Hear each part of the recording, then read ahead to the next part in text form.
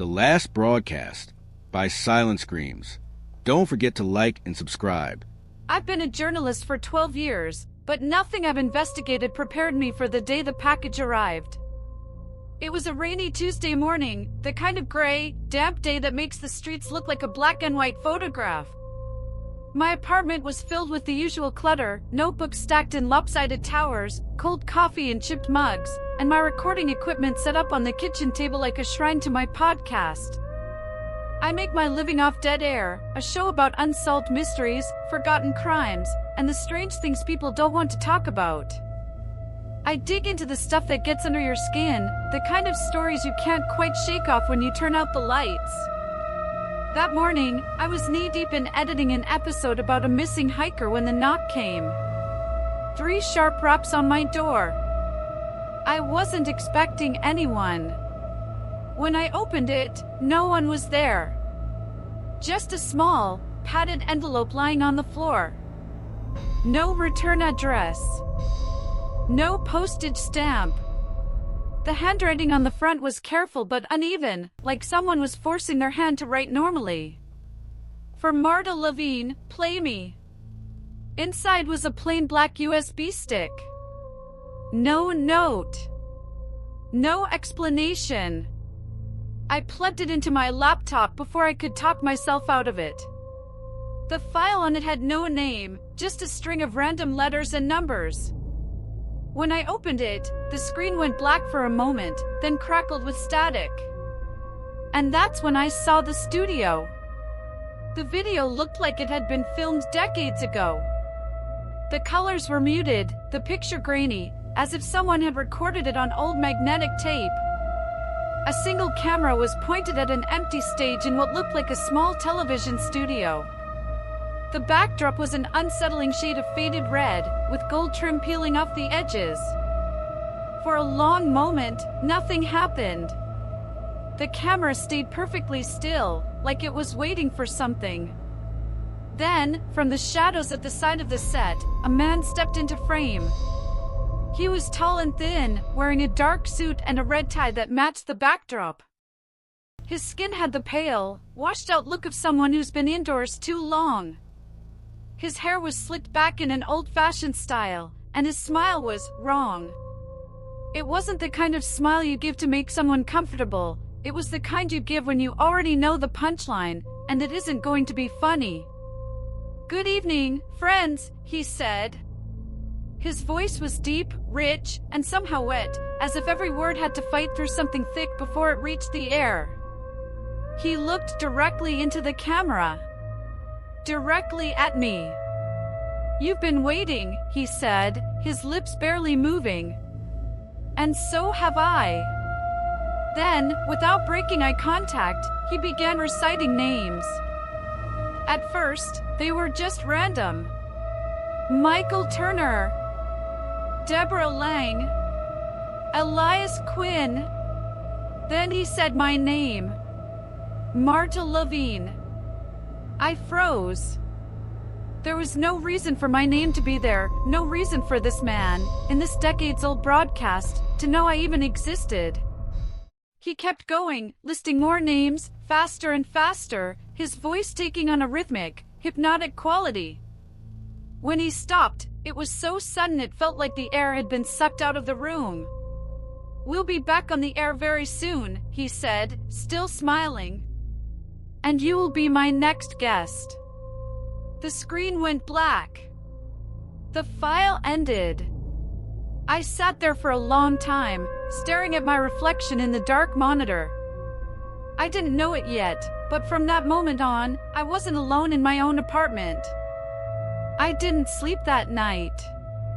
Every time I closed my eyes, I saw that man smile, the way his gaze felt like it was pushing through the screen into my apartment.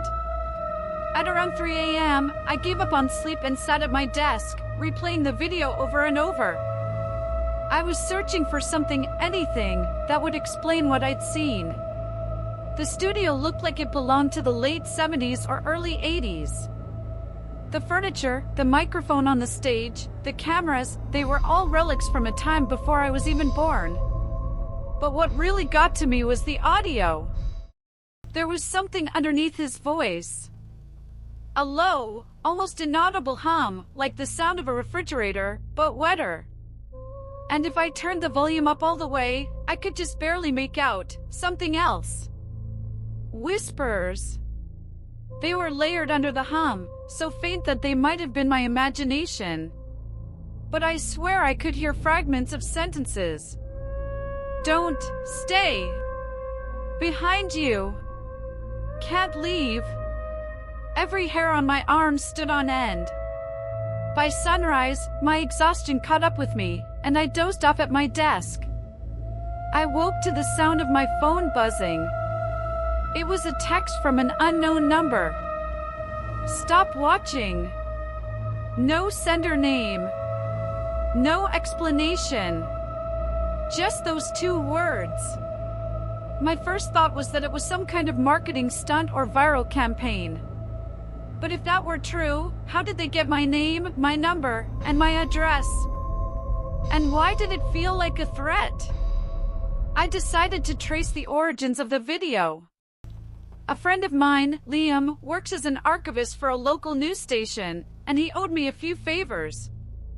I sent him the file, asking if he could identify the studio or the man in the recording.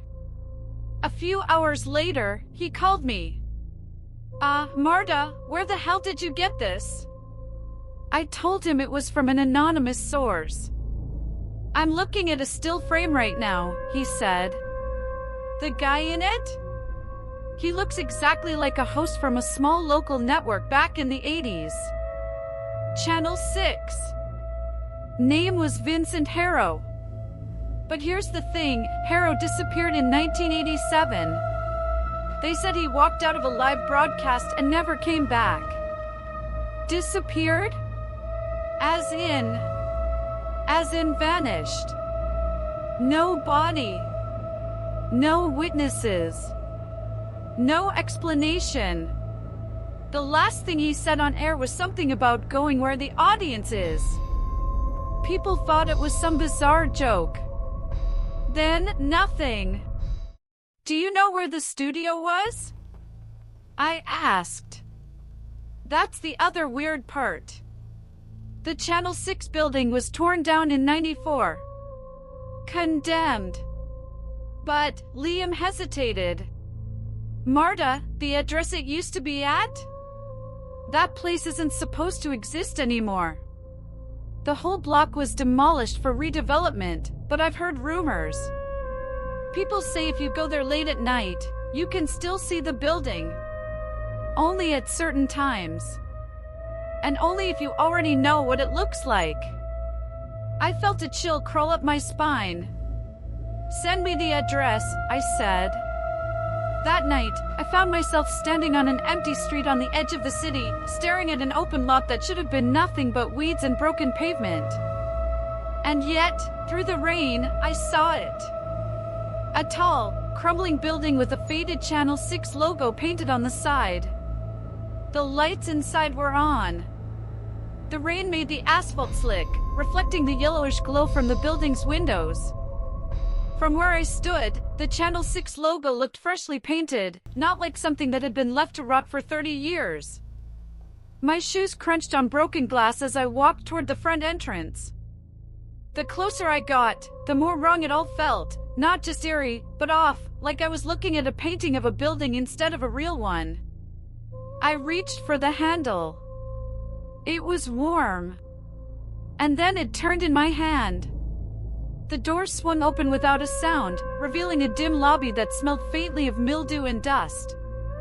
But there was another smell underneath, sweet, cloying, like rotting fruit. The carpet was worn thin, patterned with an ugly green and brown swirl. On the far wall, a directory listed the studio offices, main stage, control room, archives. A faint hum drifted down the hallway. I stepped inside. Every footstep I took felt muffled, like the building itself was swallowing the sound. There was no dust on the floor, no cobwebs in the corners, just the kind of stillness that belongs in a place that hasn't been touched in years. Except, something had touched it. Halfway down the hall, I passed a stack of cue cards sitting on a chair. They were yellowed with age, but the top one had fresh ink scrawled across it. "Welcome back, Marta." I froze. The hum grew louder, becoming a low vibration in my chest. My phone, still in my pocket, buzzed with a new message from the unknown number. "You're early." That's when I heard it, footsteps ahead of me. Slow. Deliberate. Coming from the direction of the main stage. I pushed open the door to the main stage, and the sudden brightness hit me like a punch.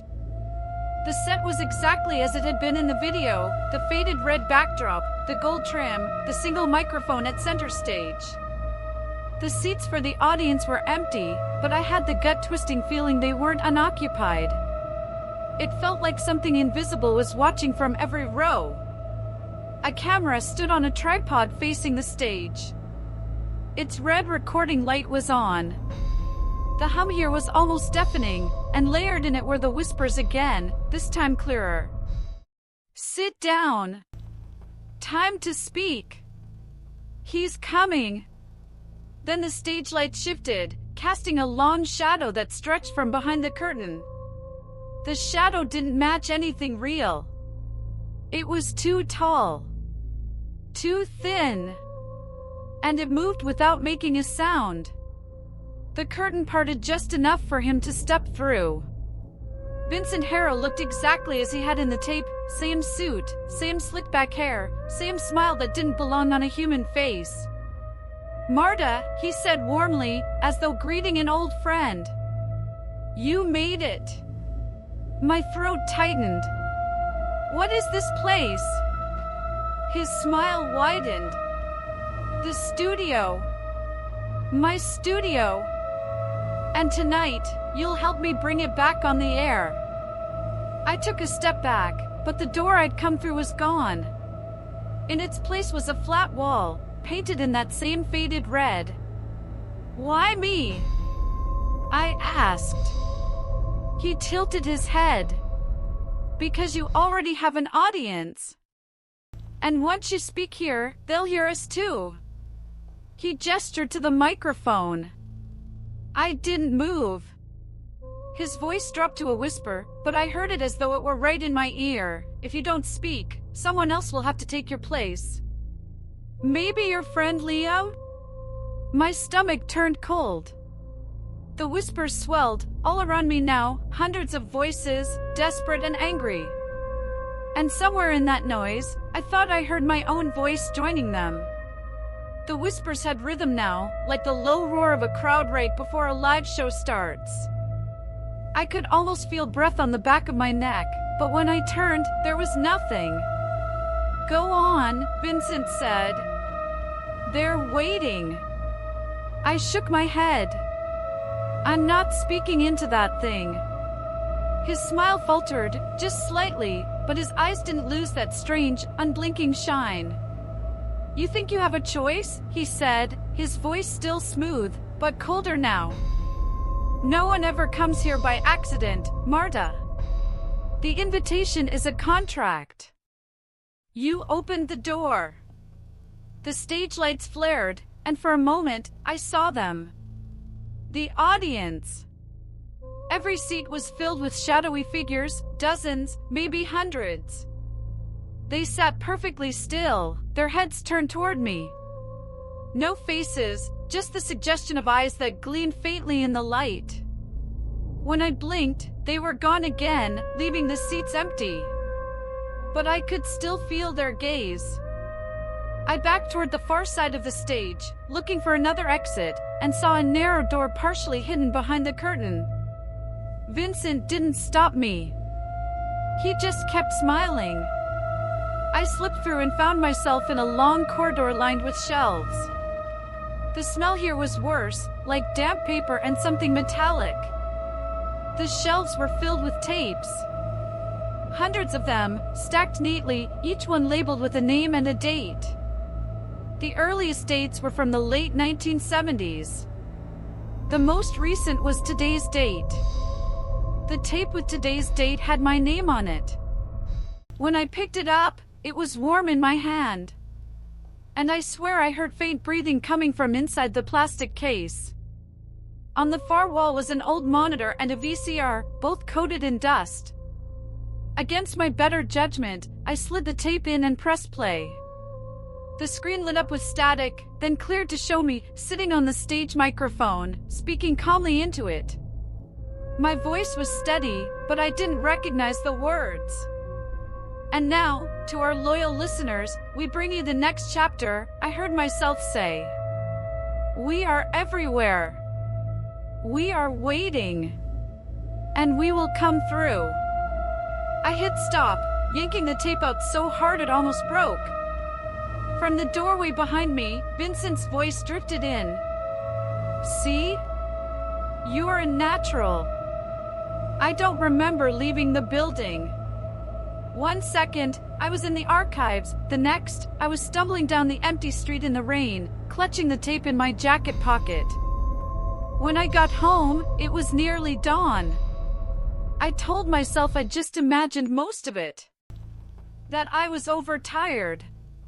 But then I checked my podcast hosting dashboard. A new episode had been uploaded overnight. The title, Live from Channel 6. The runtime, 47 minutes. I pressed play. It was me. The exact same voice from the tape in the archives, speaking those same strange, deliberate words. Worse, listeners were already commenting. This episode felt different. Like she was speaking directly to me. I heard my name. Did anyone else? The whispers. I couldn't make them stop. And then I saw the final comment. Welcome to the audience, Marta. By noon, I deleted the Live from Channel 6 episode from my hosting platform 3 times. Each time, it reappeared within minutes, same title, same runtime, same audio. I unplugged my laptop, turned off my phone, even pulled the battery out. When I turned my phone back on, the episode was playing. No app was open. The screen was black. But the audio was there, pouring out of the speaker, my voice, layered with the low hum and the whispers. I smashed the phone against the wall until it cracked. The sound kept going. It didn't stop until I hurled it into the bathtub and ran the water. Even then, I swear I could still hear the muffled voices beneath the splash. Around 4 p.m., Liam called from an unknown number. His voice was shaky. Marta, did you send me something? No. Why? I just got an envelope with a cassette tape in it. No return address. I played it, big mistake. It was you. But you weren't talking about anything normal. You kept saying my name. Over and over. My stomach turned to ice. Liam, listen to me, don't play it again. Just destroy it. It's too late, he whispered. She's already here. The line went dead. That night, I sat in my living room with every light on, my back against the wall. I was trying to figure out what to do when I heard it. 3 sharp knocks on my door. The same as before. When I opened it, there was no one there, just another envelope. This time, inside was a single card. Tonight, 11 p.m., main stage. On the back, in the same careful, uneven handwriting, it said, "If you don't show up, your audience will." The hum began again, faint but constant, vibrating in my bones. And somewhere beneath it, the whispers formed one clear sentence. You don't want them to take your place. By 10:30, I was back on that deserted street. The Channel 6 building stood exactly where it shouldn't be, lights glowing in the windows like it had been waiting all along. The door opened for me before I touched it. The lobby looked the same, but this time, there was movement at the far end of the hall, a shape slipping behind a corner. The hum was deafening now, the whispers almost words. I followed the shape, knowing exactly where I'd end up, the main stage. The seats were full again, the shadow figures sharper, more defined. I could see their hands gripping the armrests, fingers too long, knuckles too pale. Vincent stood at the microphone. "Marta," he said with a warmth that made my skin crawl. "Your co-host is here." From the shadows, Liam stepped into the light. His eyes were wide, glassy, unfocused. "We're live in 5, Vincent said, smiling wider than should be possible. Vincent's smile never wavered as he gestured toward the microphone. Liam stood beside him, swaying slightly like a puppet whose strings were pulled by invisible hands. I took a step forward, my voice shaking. "Let him go." Vincent chuckled. "You still don't understand. He's not in here, Marta. He's part of the signal now. Just like you will be." The hum had become a constant drone, pressing against my skull.